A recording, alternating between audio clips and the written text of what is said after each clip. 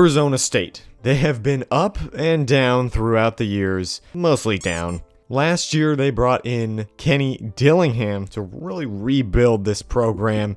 And you could tell, he's pretty passionate about actually rebuilding Arizona State into a premier program and not just, the little brother of Arizona. But in a stacked Pac-12 last year, they went just 3-9. To be fair, they didn't have a quarterback for part of the season. They were switching in and out of quarterbacks, no consistency, and sometimes they had running back and do-it-all man, Skattebo, playing Wildcat quarterback sometimes. Going into the Big 12, not much was expected from ASU. I and many others really picked them to finish near the bottom of the conference. This year, though, they have completely retooled their defense, and then offensively, they got redshirt freshman Sam Leavitt from Michigan State. The mobile quarterback has been a big improvement for the Sun Devils. So going into the season, they opened the season against Wyoming, which last year's team probably would have lost to, but not this year's team. They were able to get a big W over Wyoming. Next was a first little test for the Sun Devils. They were at home, but they had to play SEC foe Mississippi State. Skattebo ran for 262 yards, and Arizona State won 30-23. This is a big game. Like, oh hey, Arizona State, they might be decent. In week 3, they survived a scare against Texas State. Then in the next week, they went to Lubbock, to Texas Tech, and lost. Skattebo was contained, and they got us kind of thinking, hey, okay, this isn't, crazy ASU. They haven't completely changed. They had a bye week, though, recovered, and then turned around and upset Kansas. Kansas and Arizona State have gone completely opposite ways this season from really what we all predicted. Kansas State built on what they had last year. Arizona State, last year, probably more of the same. This year, it has not been that way. This next game, though, was their first really big test. The Utah Utes, a team that beat them 55-3 last year. And then on top of that, they had Cam Rising set to start again. He was coming back. And in the first quarter, the defense held 2 Utah drives to field goals.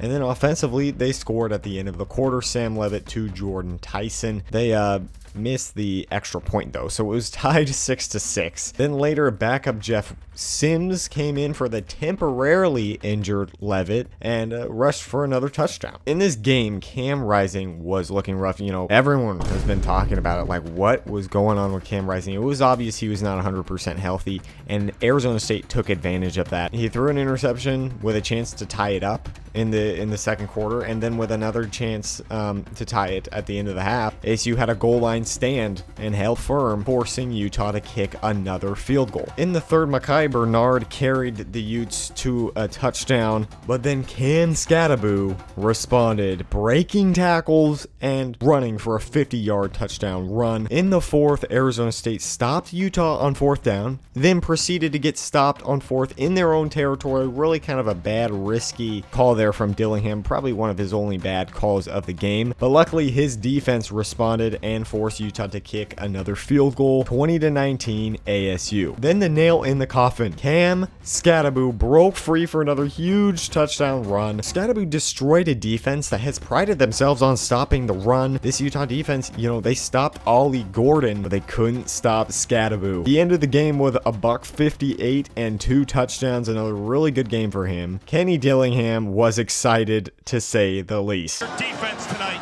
We stopped the run on in the first half, and we had great red zone.